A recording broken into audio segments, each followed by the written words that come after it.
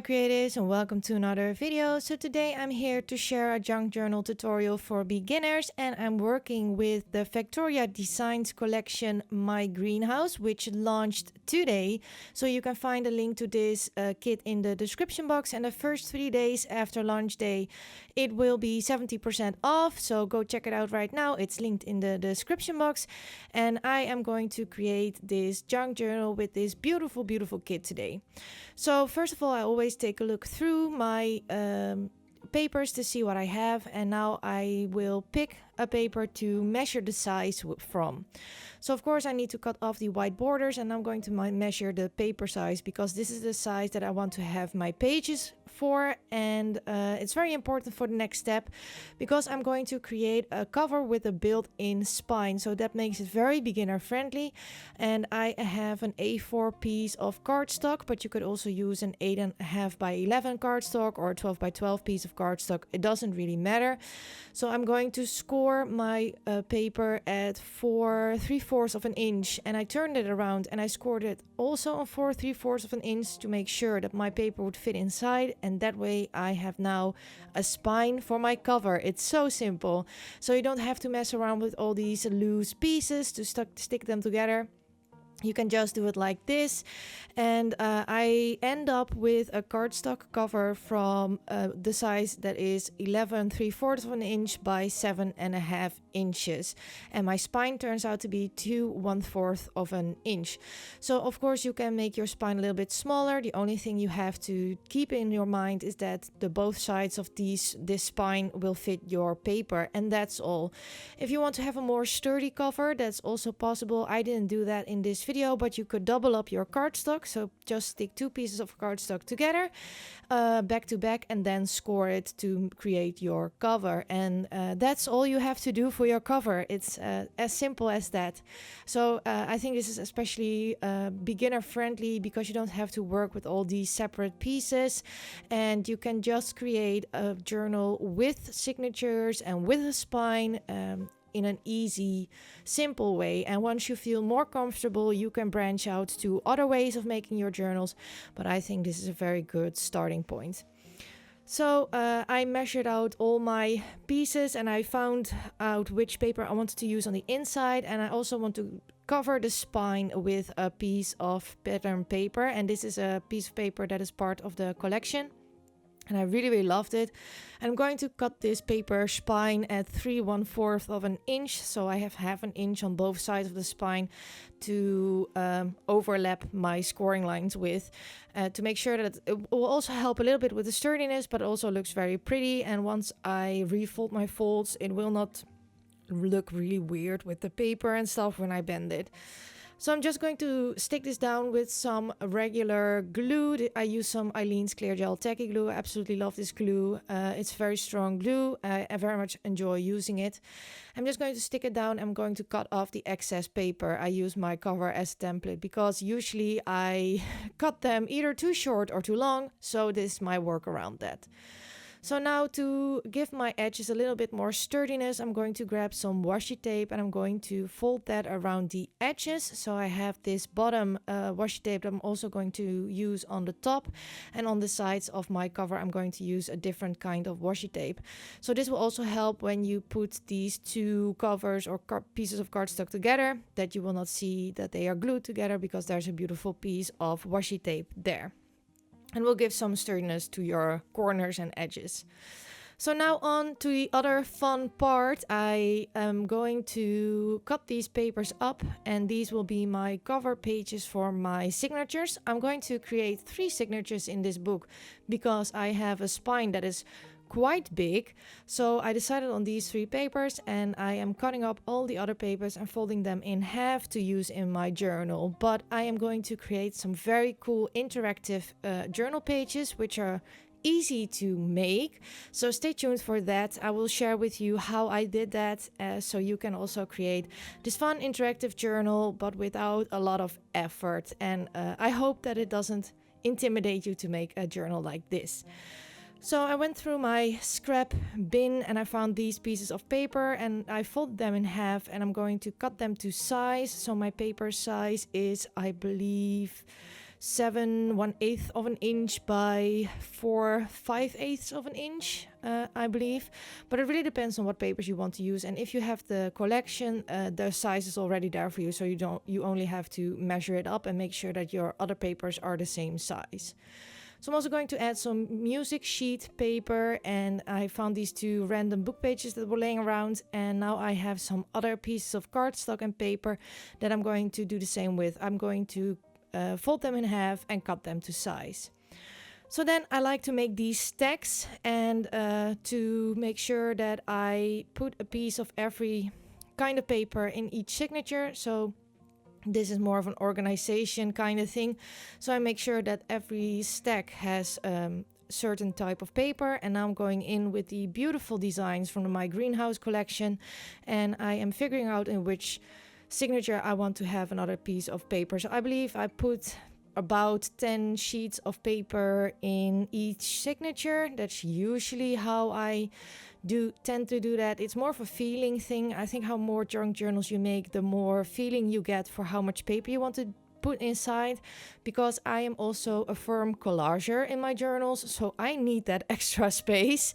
If you are strictly a writer, you don't need as much growing space as I need. So you could easily put 6 signatures in this spine if you would like, but I know my style of journaling and I need the room to grow. Otherwise it will be one chunky journal and will not be able to work in it.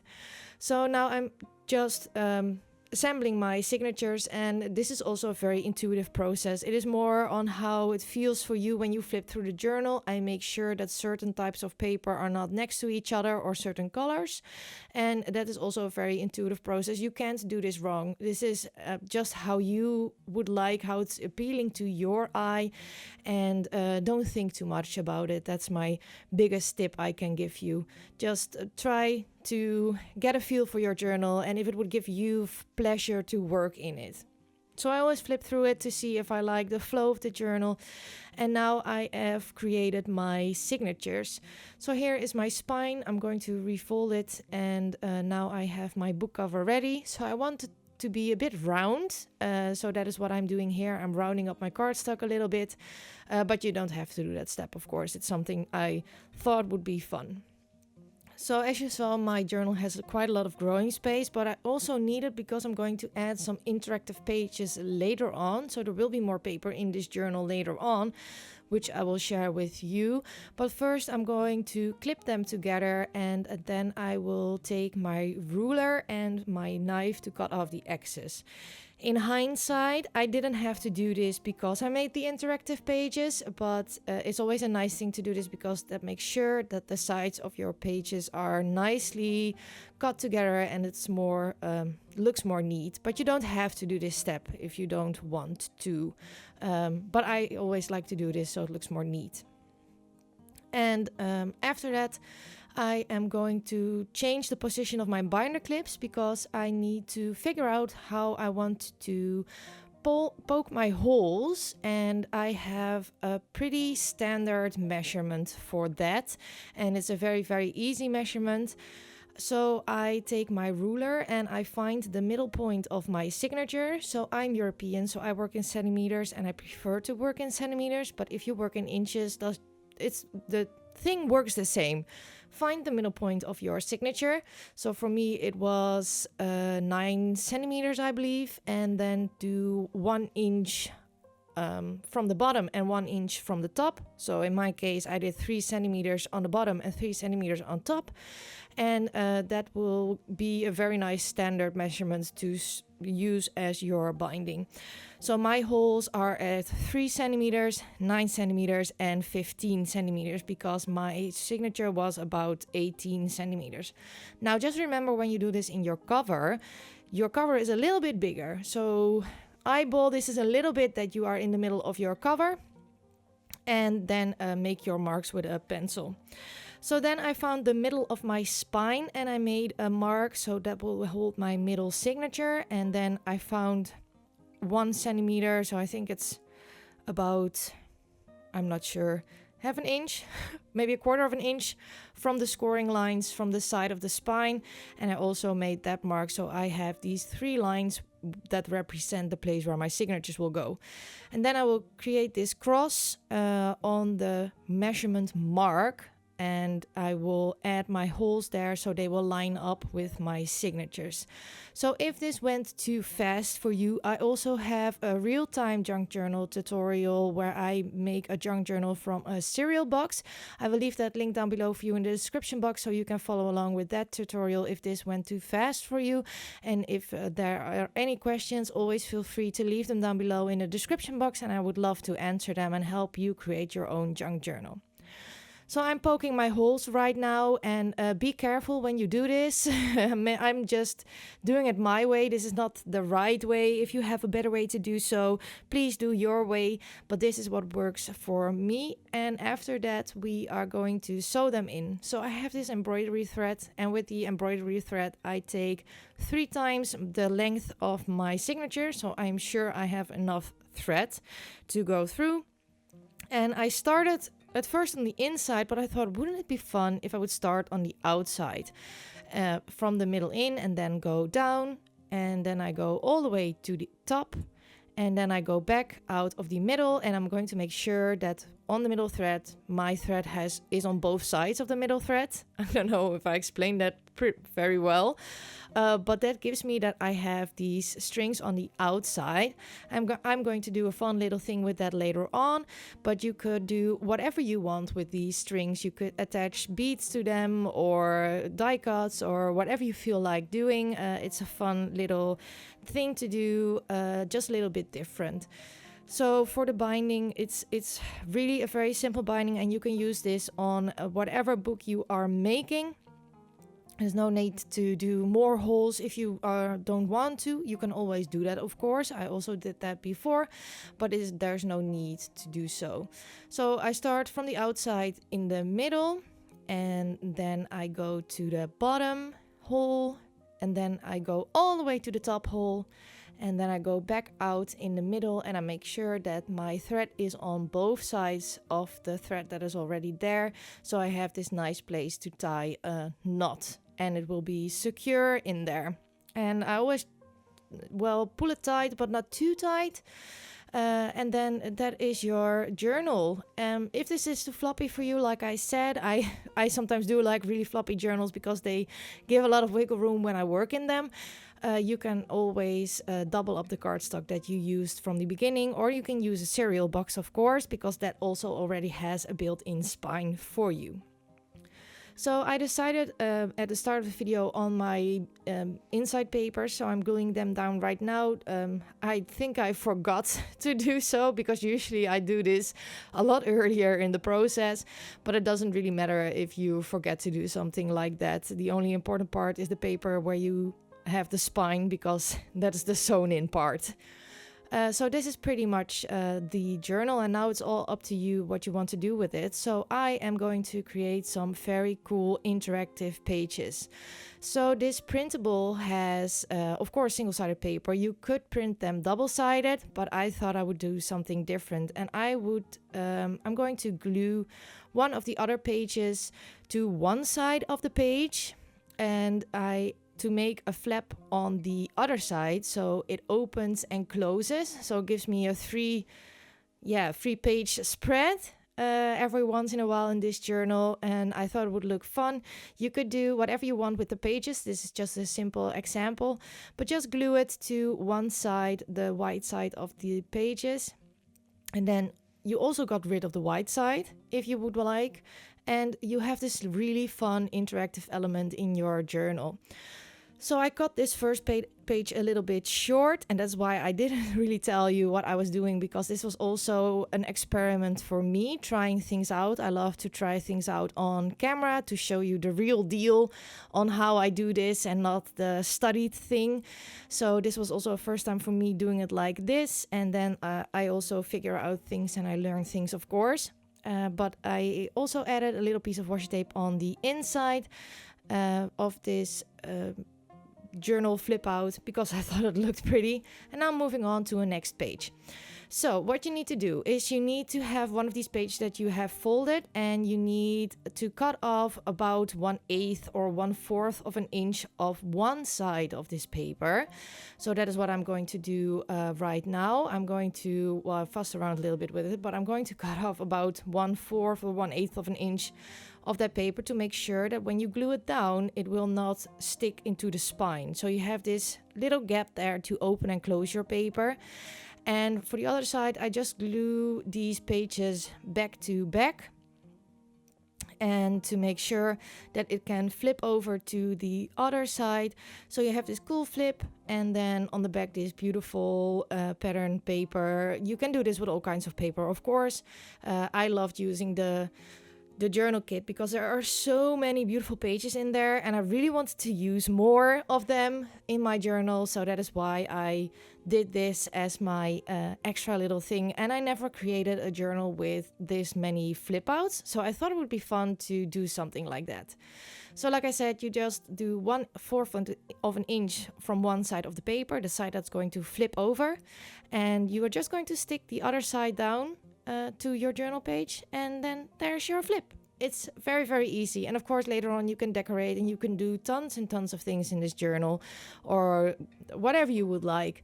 But I think it's a very good base. So the front signature paper and the back signature paper are still blank, but I didn't want to put any flaps on there.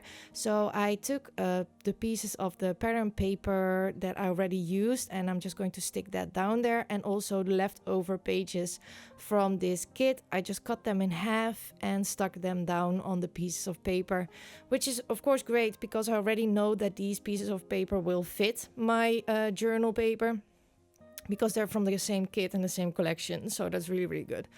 So here you see me, I'm going to adhere this whole piece of paper down and then cut around it. Like I said before, I'm notoriously bad with paper cutting, so this is the way I do it. Just be careful that you don't cut into your journal pages that you already did. So it is a little bit tricky maybe, and a little bit of a hassle, but it works a lot better than having to cut anyway or have these very, very white borders still left over. And I did this for all the signature pages, so all my white pages are now covered, except the flaps. So I went through my stash and I found these notebook pages from an art journal, or notebook I turned into an art journal, and I took out these pages because it got too fat. And I thought, wouldn't that look nice in this journal? Because it is a little bit of a cream colored paper, and then you have that ripped notebook, you know, vibe. I really like that, and there are some lines, so they're great writing space. I love to write in my journals, so that is why there is always a lot of blank space in my journals. I need them to be as blank as possible. But I also like to create something nice, of course. So what I do for all the flaps is I'm going to add a piece of washi tape, because you of course have these holes. I make sure when I stick my paper down that it is not on the scoring line, but before that, because you don't want to double fold your paper. I cut around it, and then I close my flip, and I have this beautiful piece that flips in and out, and I have a hidden journaling spot, which is of course great. So I will do that for all the pages, and at the end of this video there's of course a journal flip through of the completed journal, and you can check out all the pages that I made and everything that I did.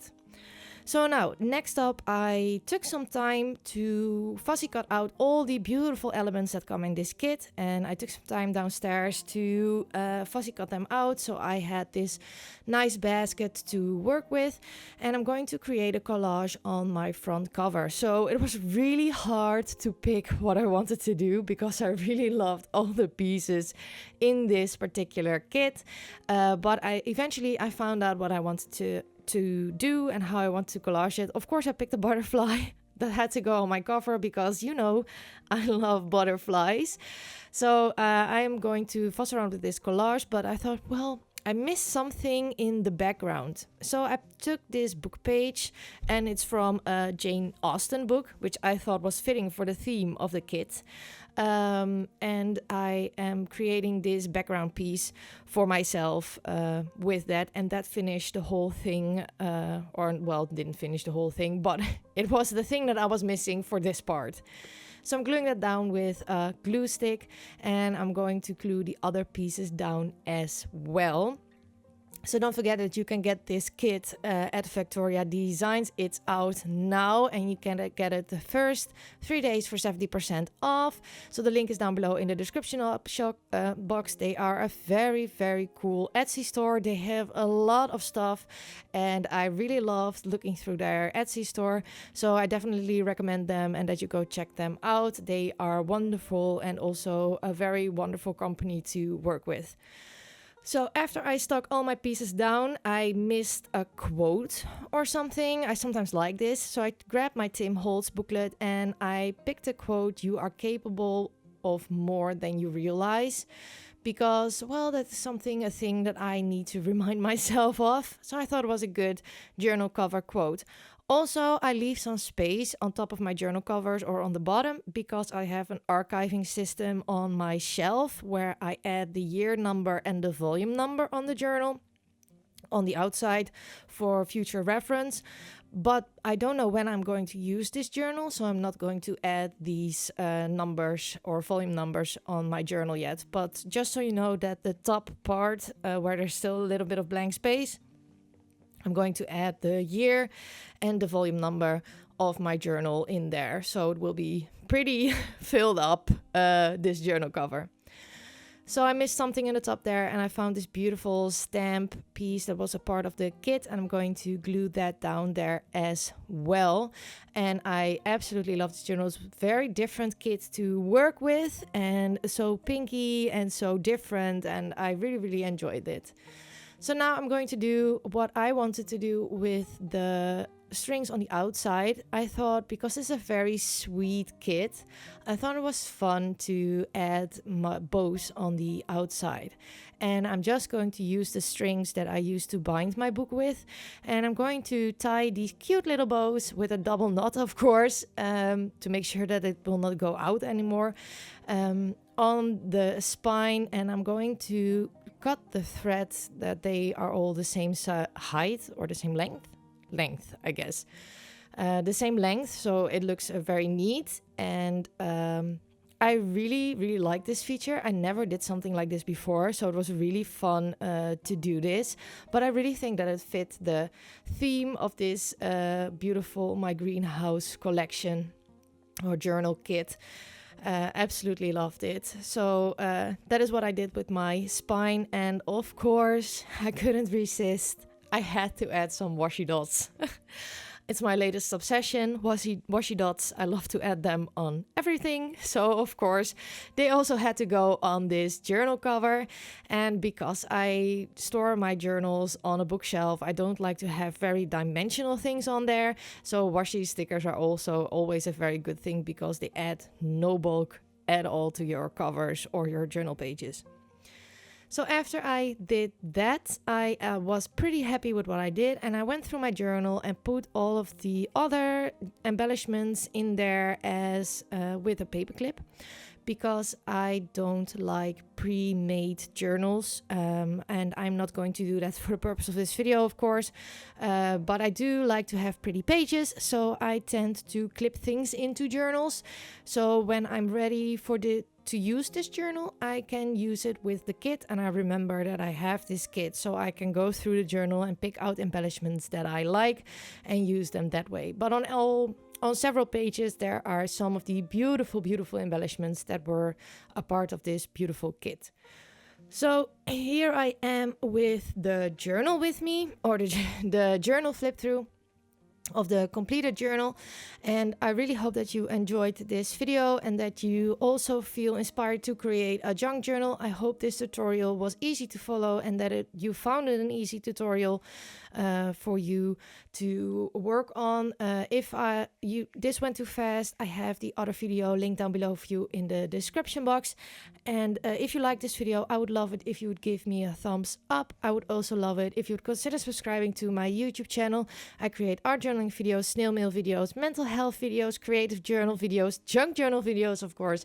I do all kinds of things, so I would love it if you would go check me out and subscribe. And if you subscribe, don't forget to put the notification bell on all notifications. Thank you all so much for watching, and I hope to see you all next time.